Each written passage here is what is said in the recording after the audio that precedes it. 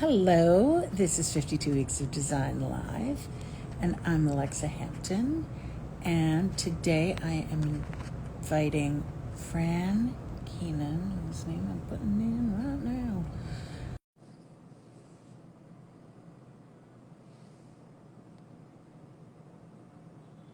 And you'll be happy to know that low power mode is off.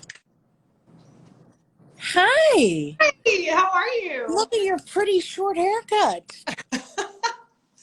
Oh, I needed a change in a major way.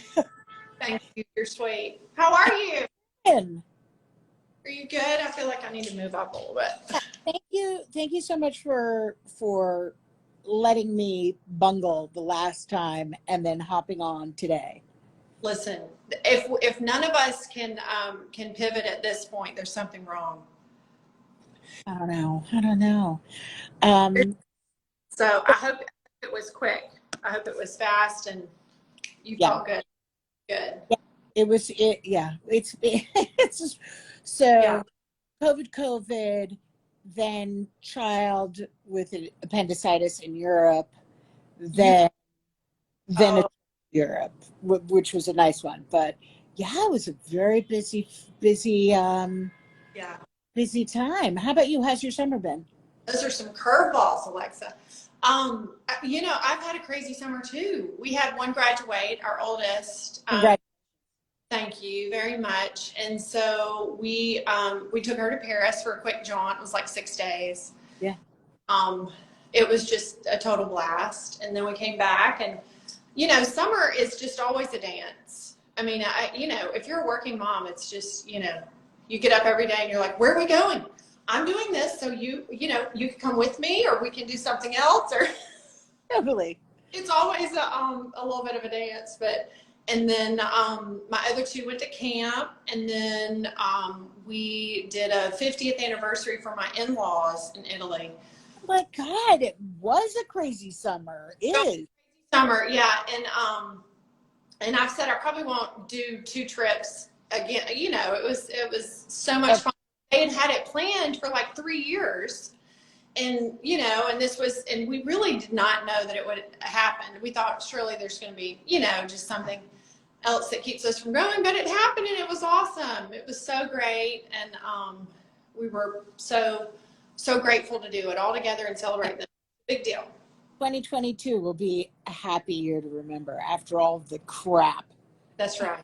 That's right. You're so right. And then we moved Ella into college, and so I did that and last week, and and so then we're here. Barely. I can't believe you. I'm glad you're sitting. That's what us.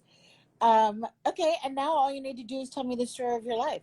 That can't be hard. Well, oh, you're funny. You just tell me. First, I love your lip color. I have always loved your lip color.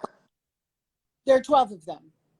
There's like crazy lip gloss, and then tint, and this and that and the other. You brush it. It looks beautiful. I like a power lip.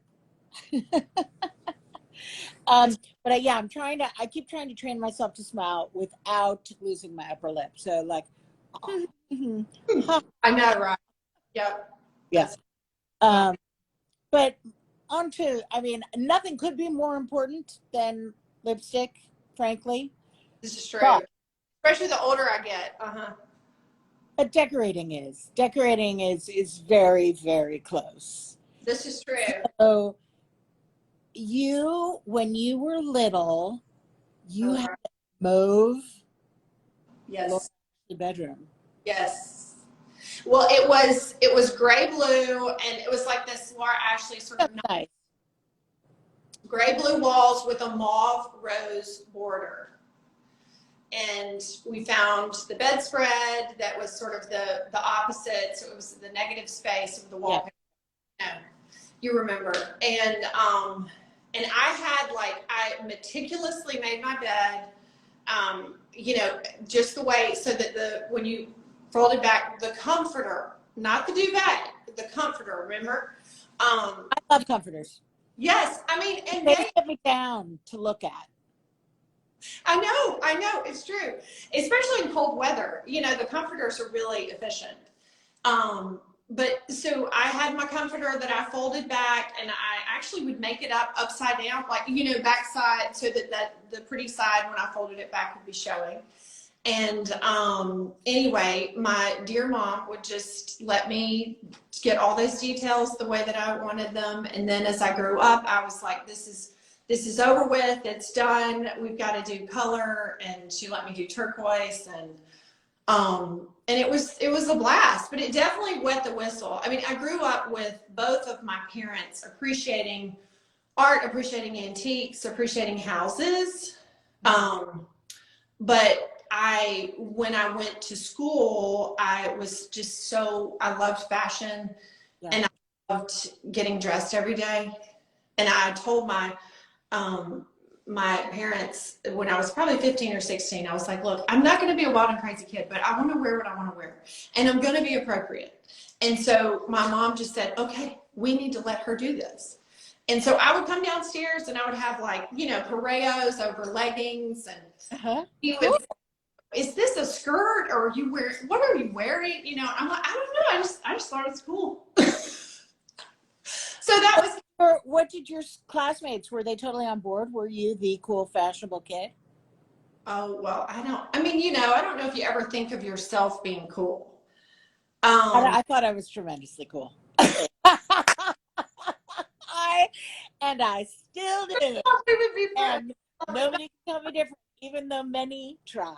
You're like, so I would say I was confident in my decisions, if that helps you. It wasn't like I was like putting myself out there like, oh, I hope people like it. I really liked it, and I was good with it, Which is, at the end of the day, the only way in decorating.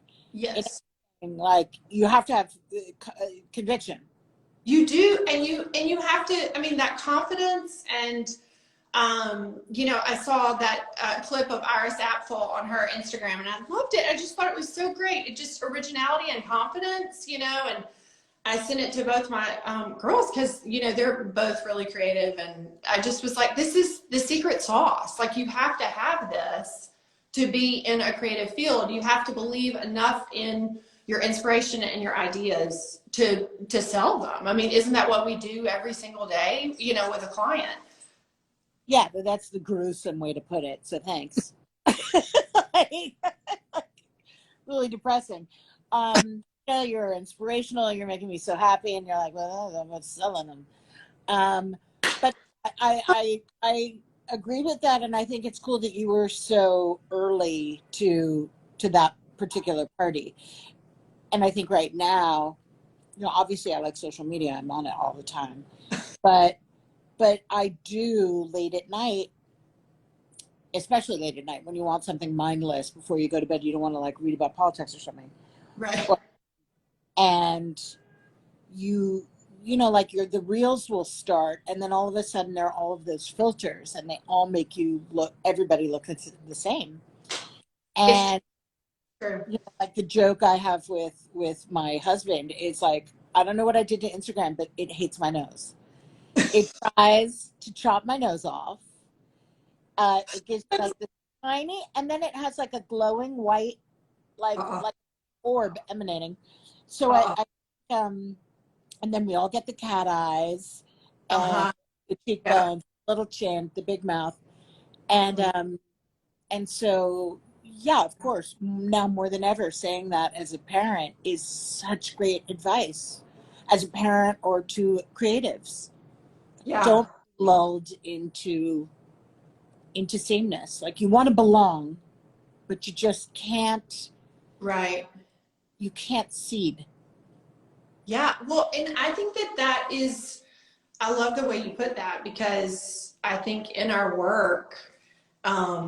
And I tell my team, I'm like, if we're not doing something that's making us a little scared, then we're not being creative. Like, we're not doing something that is really compelling and makes, we're not building rooms that make people think. We're just sort of doing what, just a beautiful room, but what's really something that's like, oh, wow, that's interesting, that, to me, that's the essence of being able to be a creative and put those ideas out there that are or joining different textures or joining colors that clashed before, or mixing these patterns that you're kind of like, well, I don't know, I think it actually strengthens this other one instead of putting a solid with it. Or there's just so many avenues. I think that's the fun part, right? Totally. Yeah. Part. So when you say that you've got 3 kids. Yes. Or I think my kids, because they're the boys at least, want to be extra European, so they're like, oh, but then you've got the 3. I never know. I just know that this is American. That's awesome. You've got 2 girls. Well, I now go to the deli, and I've told the guy at the deli this, and so we're always making jokes about the 3. So we'll be like, "Can I have 3 iced coffees?" But and you're trying not to do like a gang sign that you don't know about. Oh no, I want to do an unknown gang. I want to by accident trigger craziness. He loves you for it. He probably sees you. He's like, yes, she's here. So great. Yeah, I assure you, my sweet man at the deli is not a gang member. He wouldn't know that. No. So both of the daughters are creative. Is your son young enough that you don't know where he's gonna? Yeah. He's 11. I will say he loves details. He loves anything. I mean, his first word was ball, so he loves all sports. And I jokingly call him on Instagram Spark Plug, because he has more energy than any human I've ever met. And so he loves details, which also kind of translates into sports. He loves to pitch, which I think, if you're a pitcher, you're very meticulous in how you hold the ball and all those things. So yeah, it's interesting. He draws really beautifully. So and he definitely has, he has a knack for, if he wanted to use it. I feel like he doesn't slow down a time right now and every time I'm like, hey, you want to draw? Like, we get sketches on already. And he's like, Mom, I'm going to go shoot baskets. Like, I'm good. I'm out here, You like this Benadryl and a pencil?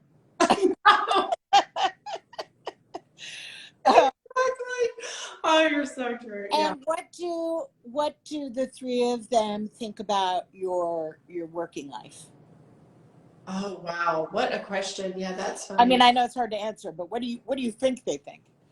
I think that the older that they've gotten, they're very supportive. They're very supportive. They've always, I think that comes from my husband, who's always been tremendously supportive in my work. They think it's fun. They think it's cool. The girls have been around the studio, and he has too.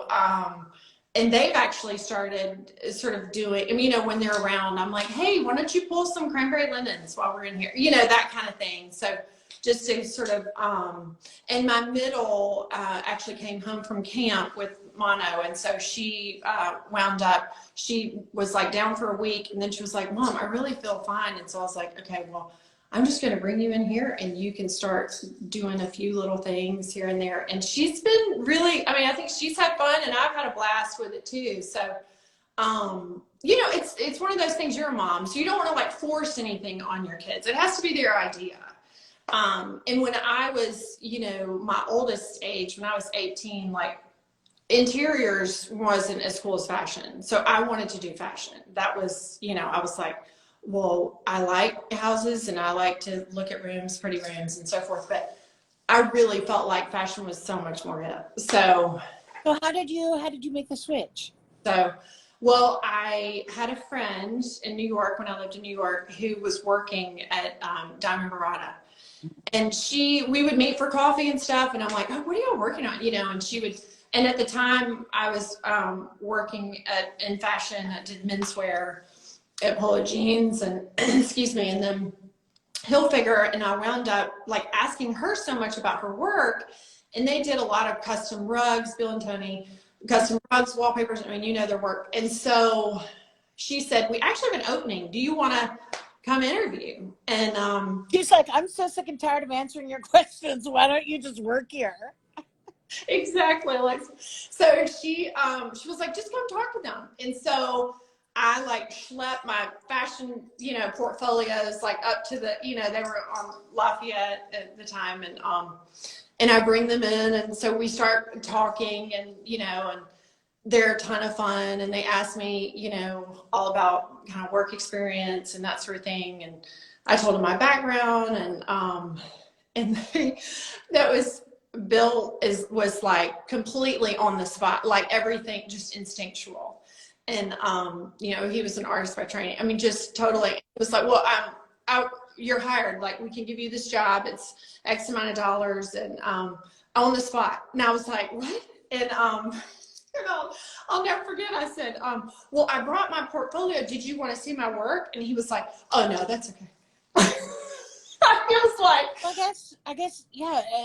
Chemistry is something. It was totally like definitely chemistry, and I felt like it was the beginning of me learning, like just being a complete sponge, and I ate it up. I every day was like, hey, can I take these books home with me? I mean, all of the greats. I mean, all of the, I remember finding like the Billy Baldwin that was out of print, and I was like, can I take this home? I promise I'll put it in my tote bag. It won't get, on the subway. I promise. I was just. Because lots of Billy Baldwin books are stolen on the subway.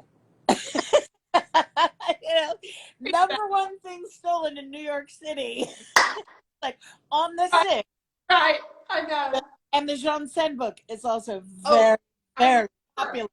Oh, that was one of my assignments, was to find the Janson book. He was like, if you find this, like, you buy it.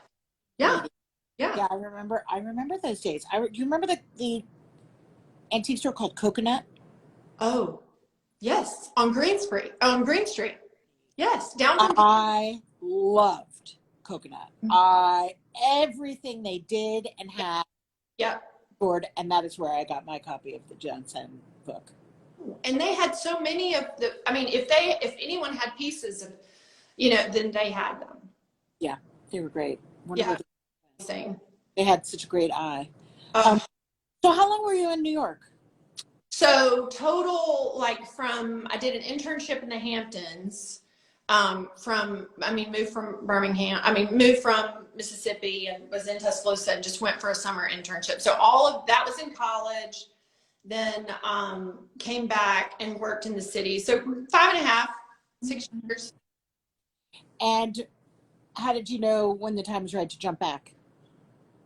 Well, so Matt was in advertising and then he decided to go to law school, and all of our families were in the Southeast. And so I think we probably thought, okay, it's probably inevitable. We just don't know when, Yeah. Yeah. But I mean, long enough to miss it a lot when I'm shoe shopping, and always know where I want to go back when I get there, Yeah. So it was a really sweet time for us. So there's something you mentioned in the questionnaire where you said you live in a kind of Brady. Oh, yeah. Mm-hmm. So listening to you describe the Laura Ashley and then up in the Brady house made me think you were having a real Johnny Bravo moment. With the beads on the door, and like you lived it. You lived the dream of Johnny Bravo. Totally. Yeah. Well, it's so funny because when we bought this house, like, it is a total departure from anything that we've bought. Like, that's, I think as when you're in the trade, and you do this, you want to buy like, these houses that have the architecture is so lovely, and it's like you feel like you're buying a piece of history, and this is 1977. I've never evaded so much asbestos in my life. And you've lived there now forever. So we've been there 4 years. Yeah.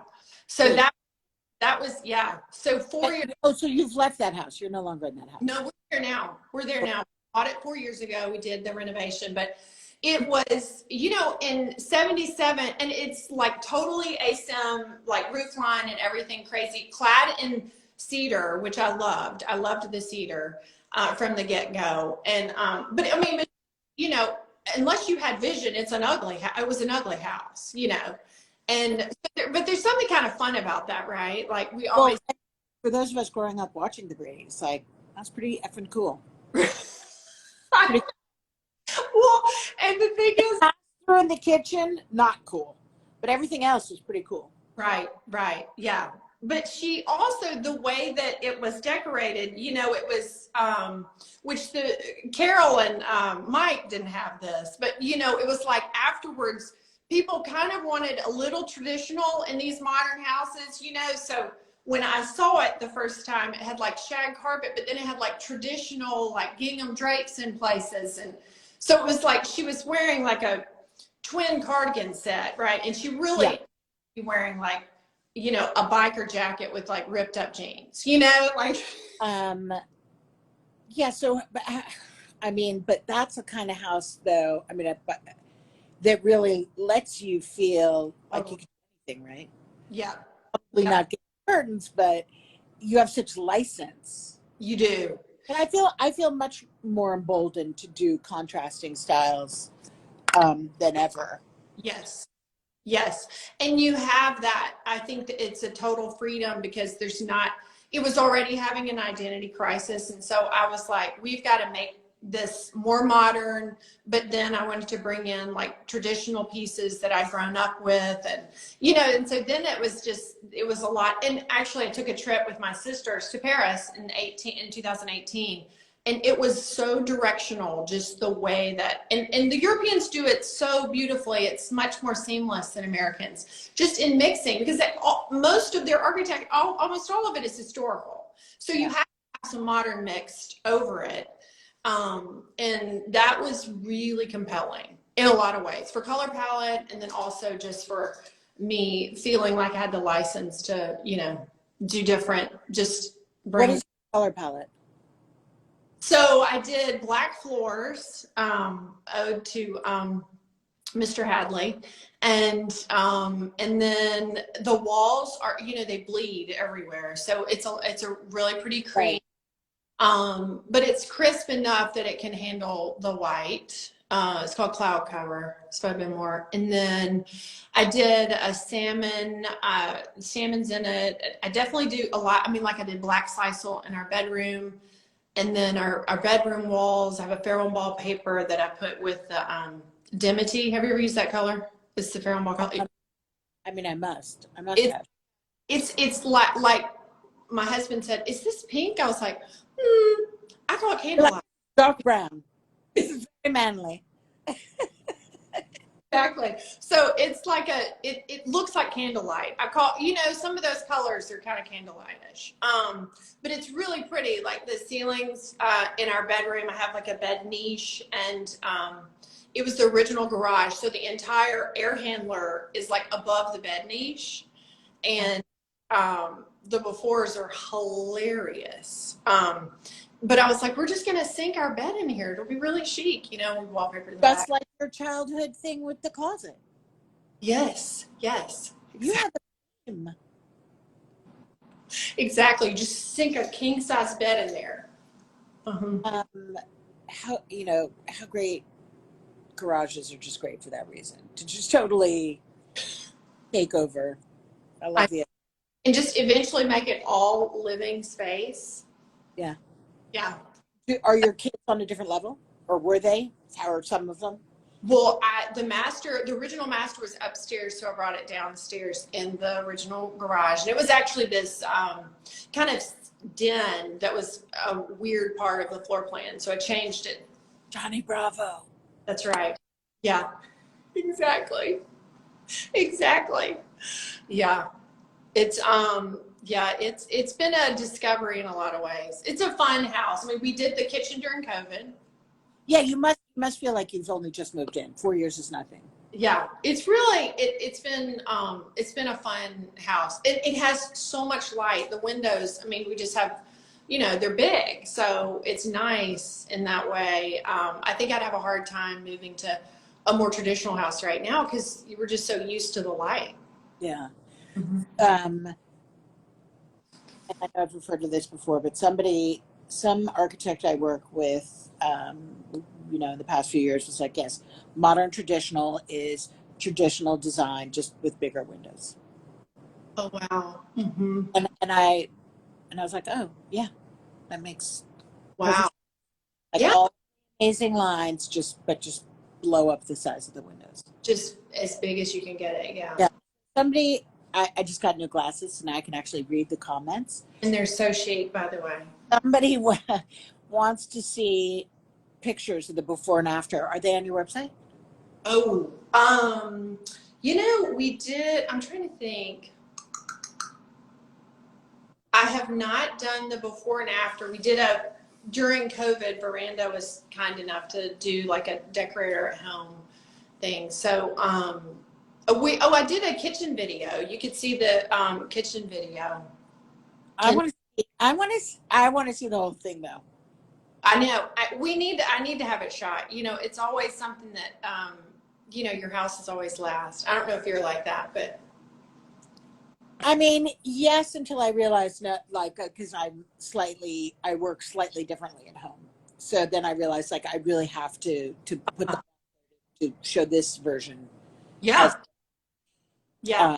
But I suppose all of us work differently at home. We have different budgets, some frequently smaller. We have our collections. We've got. Yeah, for sure. Yeah. When you said you like to make yourself scared when you're working, mm-hmm. Right? I'm not sure I want to be scared, but at home, I don't mind being scared. I worry about being scared on somebody else's dime. Like, yeah, scaring me. That's awesome. You meant I understood the sensibility, like push yourself, don't phone it in. Yeah, right. I think it's more just what have you not seen? Because there's so many people that you work with that have beautiful taste, or they have a girlfriend that tells them like, don't buy those shoes, get the other ones, or that sort of thing. And so especially in the South, we're messing with the nest, and so we have to kind of have a directional perspective that may be different from I think if you photographed your house, it would also, besides the fact that I just want to see it, I'll make sure you do. I think there are things that many designers don't realize that they've done until they see it reflected back on them. Like, oh wow, I didn't realize that was, you just get a different perspective. You do. No, you absolutely do.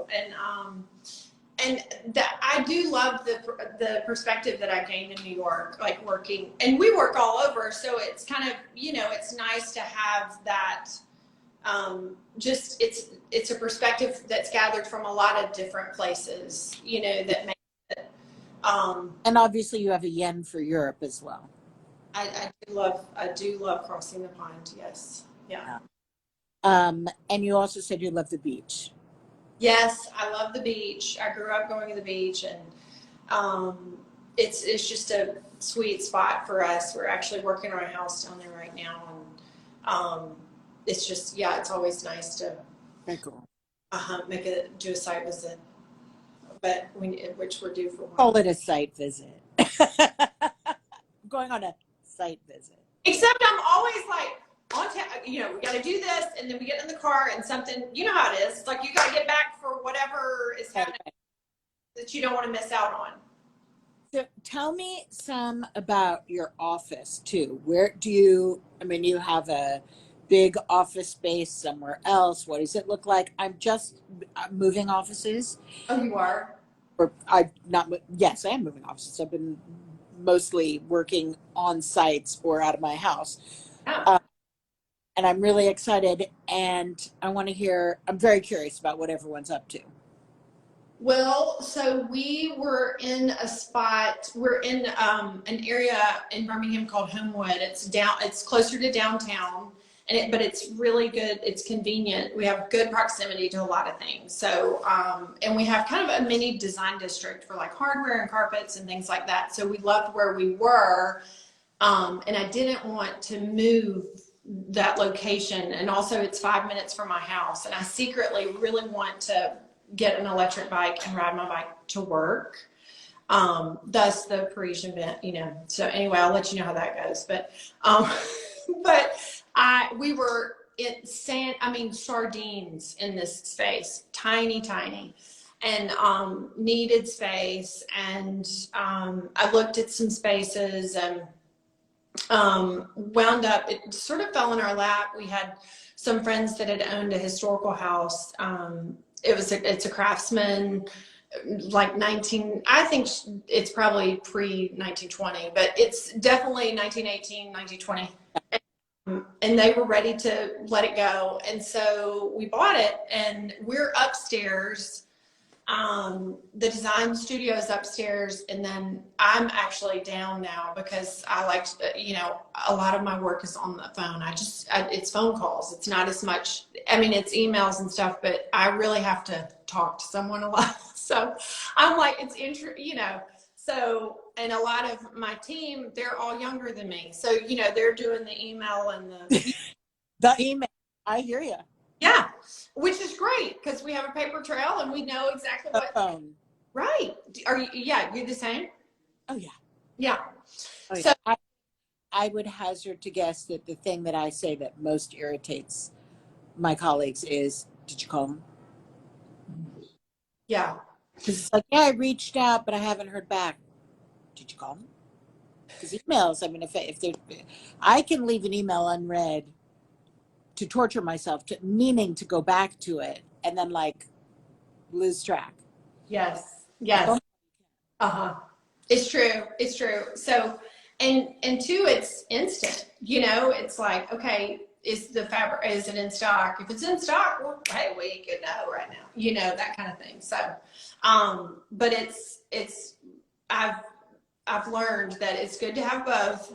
Because before I grew my team, if I didn't have the paint colors in my head, it was like, okay, I think that can is in the basement. Like I can check, that kind of thing. So it's good to have both. But so we renovated. I put in like new floors, pine floors, because it was so. Lots of leveling, and but it has been a really great spot for us. It has a front porch, and it's been an inspiring space for us. I think. Well, it has. It's been one of those spots where we really wanted, you get things and you acquire things and you want to be able to sort of flex that muscle when people come in and they want to see, what are you working on? Or and so that can happen, which is really a great thing. So. Yeah, it is. And it's really good for all of us when we can to have a project that personal. So whether it's our own place or our office, just to remind ourselves how terrible the process can be, or expensive, or time consuming. Just to, not like we don't know all of those things. We know all of those things, but it's good to remember so that we can better empathize with the people we work for. It is so true. It's so true. It does make us just be so empathetic, because when you're in it and it's your dollars and you're stressed and, it's a real thing. So we have to, I agree completely. And go. No, you go.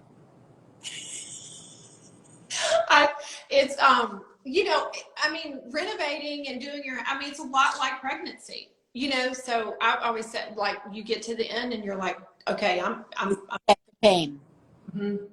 So it's good to have that, all right, this is where you are. You're in the 9 month. I get it. We're going to make this happen fast or whatever.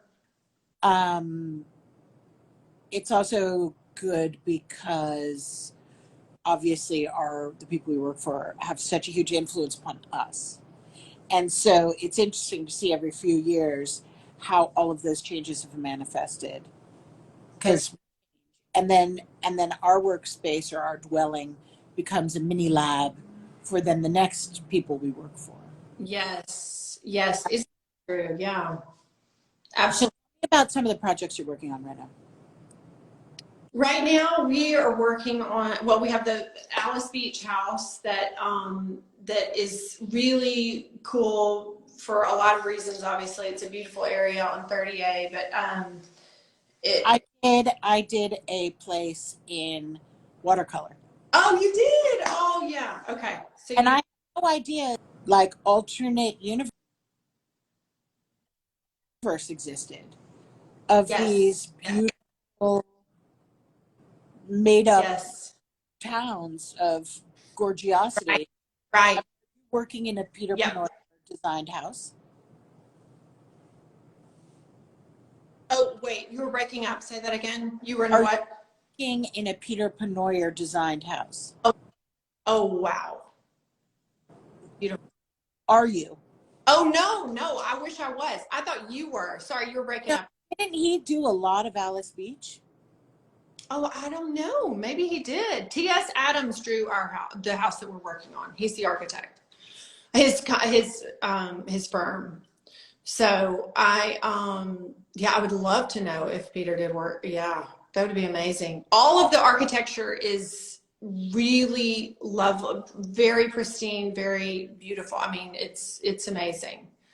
And to people who might be hearing this, Alice Beach, watercolor, there are communities where you have a very specific vernacular, right? Yes. Themselves architecturally. And at least in watercolor, you could only paint your house like Oh, one of colors. that's right. Yeah. Very, it is a very controlled, there's almost a nostalgia about having a neighborhood. Like this looks like a neighborhood. The whole Right. town, a Yeah. neighborhood. Um, but Yeah. it does then give you lots of fun opportunities to fight against the expectation on the inside. Yes. Yes, I would say, and Alice is really, it's very pristine. It's very, they do a lot of the Venetian plaster walls that are shiny. And so, the idea of this project was really to sort of bring this rustic, like lots of rustic elements into it and sort of have lots of raw details. And so that's been really, really fun. We, Programming. Nice. so yeah, we'll see. I mean, I'm obsessed with lots of crisp whites and chocolate brown and cobalts and, with everything, lots of, bleached woods, but then also this like heavy stained wood too. So it'll be fun. I love in the beginning of our projects, we put together what I call a lookbook, which is really borrowed from fashion. And so it's just, it's imagery, but it's kind of a steroids Pinterest specific for the project, How many images do you include in it? I don't really put a number on it, but it's usually I would say it's around like 30, probably 30, 35, 40 maybe. Something like, where we just establish it really has I think enhanced the trust with our clients just for them to sort of see like, oh, this is where we're headed. Communication. It's for people. Yeah, a picture's worth 1,000 words. It so is. It so is. So, and it's also, I mean, it's so great for us because, I mean, we all work backwards, right? We have a vision and then all of those small decisions build up to that vision. And it's really good for us to reference that throughout the house and say like, oh, we've got the floor finished. It's actually on page 7 in the lookbook, So that's. And I assume the lookbook is not exclusively your work historically. It's all people's work. No, yeah, it's all imagery. We do that in our office frequently, and I worked with an architect who I loved his PR job on it. He just calls it precedent imagery. Yes. So, it kind of sounds serious, and also, that it is sort of funny pulling up other people's work to express your vision, but it's endlessly helpful because you're not going to have 4 million examples of your work that express something. Right. And it also, I've tried to really keep the lookbook really conceptual. So like for people that really come from a creative background, they're like, why is she showing me like pictures of zebras and like bleached out sticks? You know? Oh, so it's, yeah. Okay, so it's really almost like to evoke a response. Yes, it really is. Bleached out sticks. You go. That's fun. Well, it's fun because it's like if we give them, what I've learned is like a lot of times I think people take so literally when you show them imagery of a room, and you're like, but I don't like that part of it, or I don't, and I'm like, oh no, I was just showing you, but it's hard to. So I think if we're more conceptual, and I think it helps for us to kind of unpack each of those details, hopefully, and it's inspiring. Hopefully it feels a little more original to them in some ways. And artistic. Yeah, that's what we're, hopeful of. Yeah. Do you draw or paint, or that interest you? I sketch to get my ideas across, but it's probably not anything you'd want to frame. So,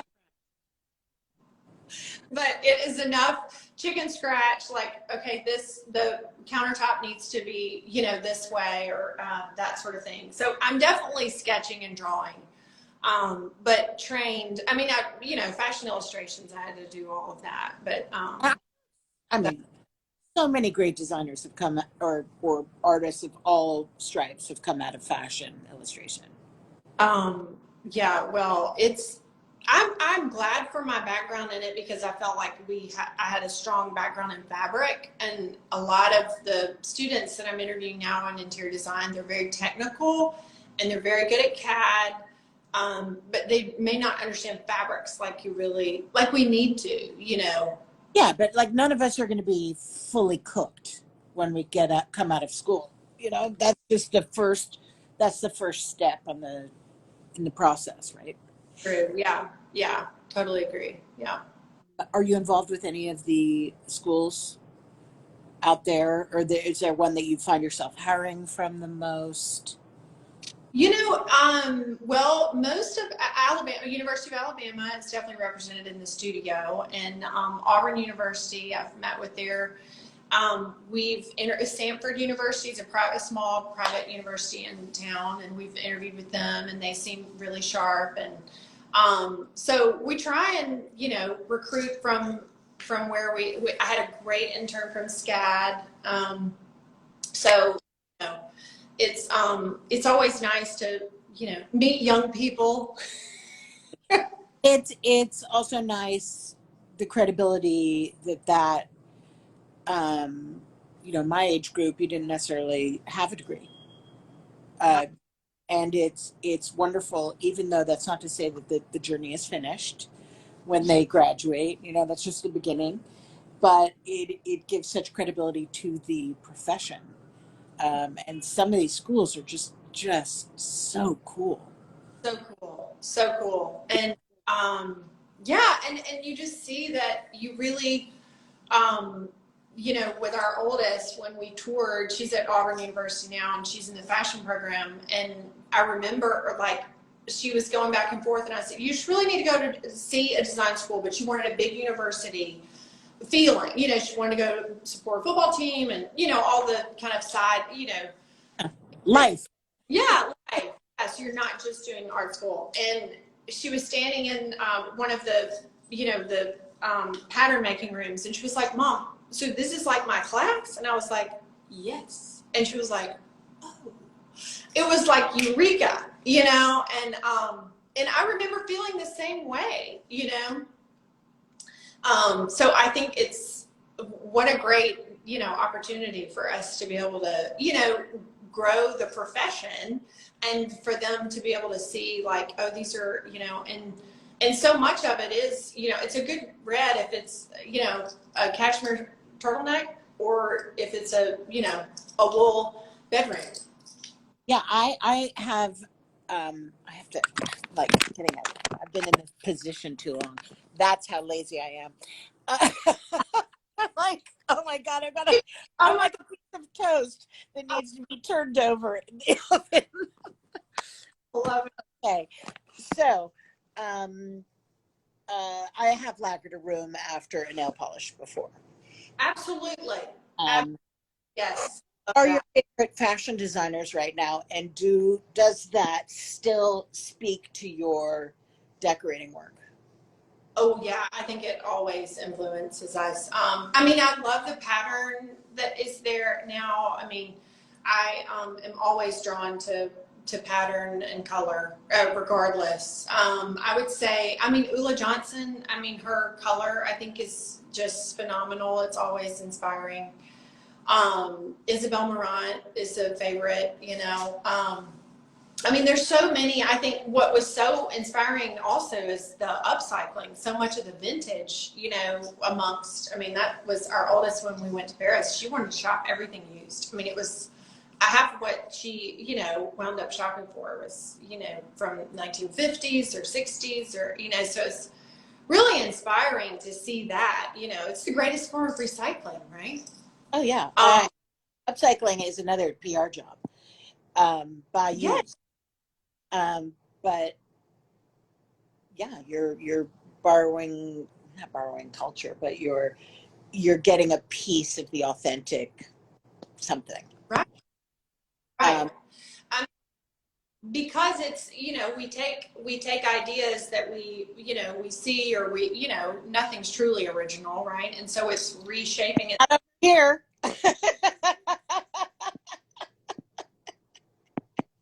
So it's like, what, you know, where is that inspiration coming from? Well, let's start with, you know, which that's why I love buying old things, and, you know, and working with clients who might not necessarily like love antiques, but then I'm like, well, maybe it's just the antiques that you've seen. Maybe you haven't seen the ones that really you love, or the ones. You. What do you feel about the shopping trip with homeowners? I've never done it in Europe, but we've done, you know, I did High Point with clients, and that was tons of fun. My husband and I did Round Top in Texas last fall, and that was a total blast. So I, you know, it is a blast. I will say, when we go on a trip with clients, like, it is work, because we've got a certain amount. We already have furniture plans, we have shopping lists, and you know, I'm not, it's very different when I go on my own and I'm like, oh, I love that mirror. I'm not sure where it would go yet, but I love that mirror. Yeah. So it's, you know, I'm definitely taking, you know, one of my awesome team, you know, members, and we already know what we're looking for. Of course, you're banging it out. But I think I went to Parma for the first time, and I keep repeating myself because I very into that trip to Parma, to the Marchette Fiera, which I always have trouble saying, and seeing all of the antiques that were amassed in one place and so much more attainable in terms of Yes. variety of prices.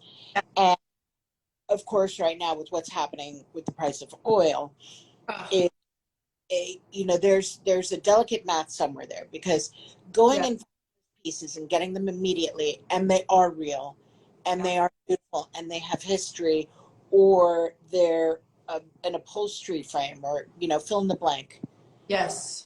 makes it a huge savings to find and bring back.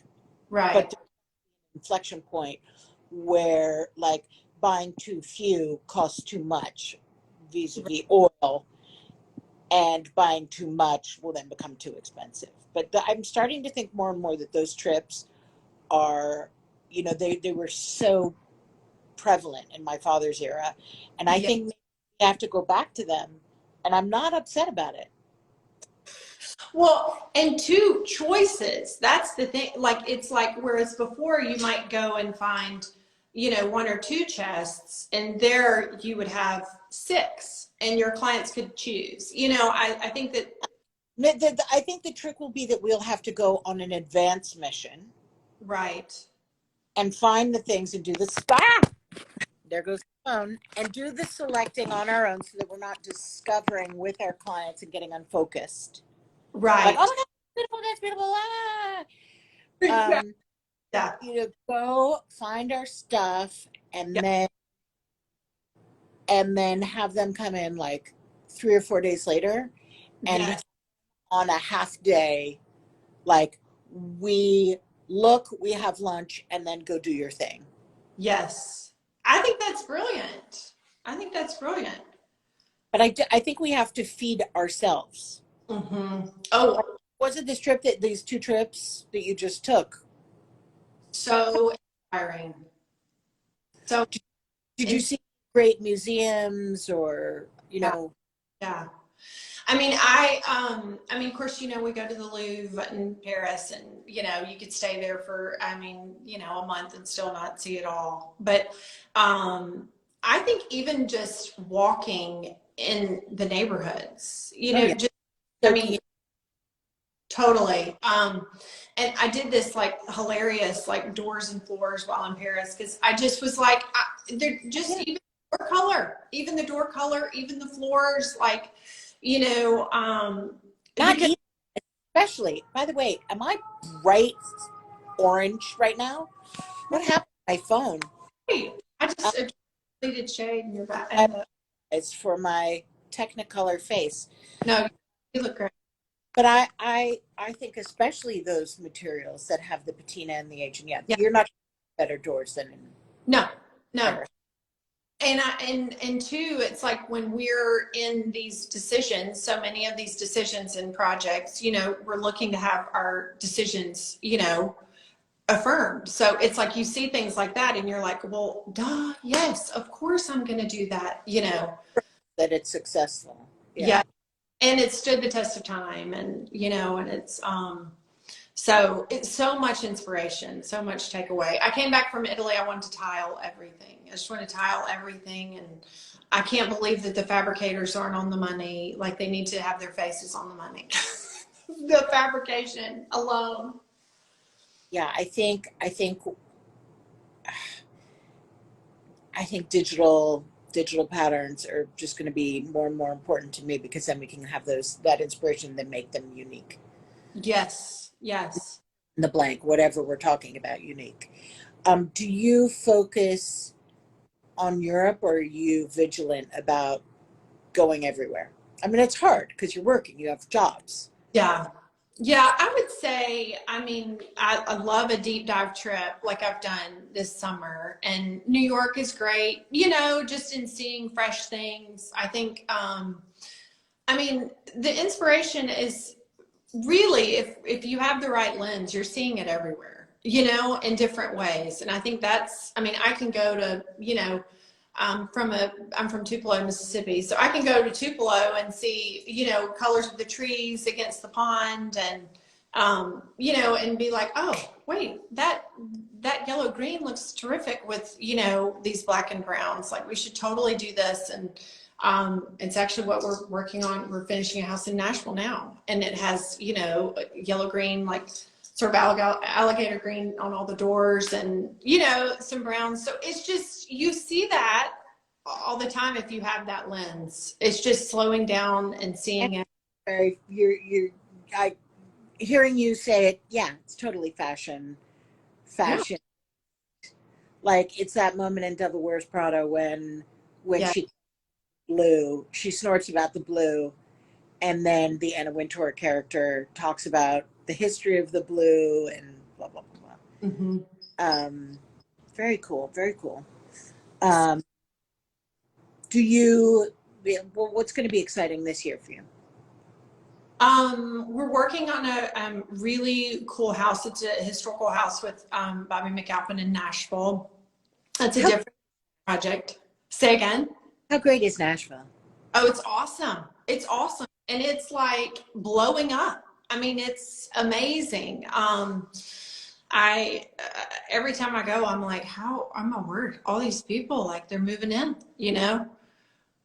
My sister-in-law, Matt's sister and her family, she literally got on a plane during COVID from Los Angeles. They'd been there 12 years, bought a house in Nashville and said, okay, well, we're going to move. It was just like, boom. One of my colleagues lives there. Really? Yeah. Yeah. That she does not come into the office. She has. She's in Nashville, and she's and it works. Yeah, I mean, I think it's a compelling lifestyle. You know, it's certainly less traffic than Los Angeles, and you know, there's really there's an argument for that. And if that's, you know, if I think in COVID, if people needed a change, they certainly found what they needed to, you know, to do that. I don't know if we all found it, but we all felt it. So, aside from the new kitchen that you got during COVID, what did COVID leave you thinking about? Oh man. Elasticized waistbands. I mean, like, did anything reveal itself to you as a consequence of COVID? Well, oddly enough, we lost my mom to COVID. So that, Sorry. thank you. So I would say COVID has definitely left a huge impression on our family. But you know, I think the takeaway and so much of remembering her and celebrating her life was, is so much more elegant and so much more luminous now than it was, you know. And as it's been 18 months, I guess we lost her in January 2021. So I'm so glad I could bring up this personal tragedy for you. Wrap up this talk. I was like, oh, I guess I'm I cry, then my day is made. do not worry. Do not worry. And I'm not alone. There were so many people. There's so many people who lost their loved ones, and I, you know, honestly, I believe that, you know, it was her time. She was being called home. So, and she's in heaven now. So, Now. And she helped you do those blue-gray walls with the mauve trim and the reverse comforter. that's right. And it just really let me loose in a lot of ways. And so it's, I think my story creatively is, I'm very grateful for the way she let me do, for sure. Well, nice, besides for the whole tragic, almost crying portion of it. This is a nice, you know, we started off talking about kids and motherhood, and we're ending up talking about it. Yeah. I am going to say goodbye before I step on another mine and blow you up. Oh, good. I loved it. This was so fun. Thank you so much. What a joy speaking to you, and I can't wait to come. Well, obviously, if I come to you, I'll give you a call. But if you're in New York doing a shopping trip, I would love to see you. That would be so fun. I'm a big fan, and of course, have always loved what your dad did for our profession and what you're doing now. So it's really amazing. So thank you, and I will see you soon. thank you. Appreciate it. Bye.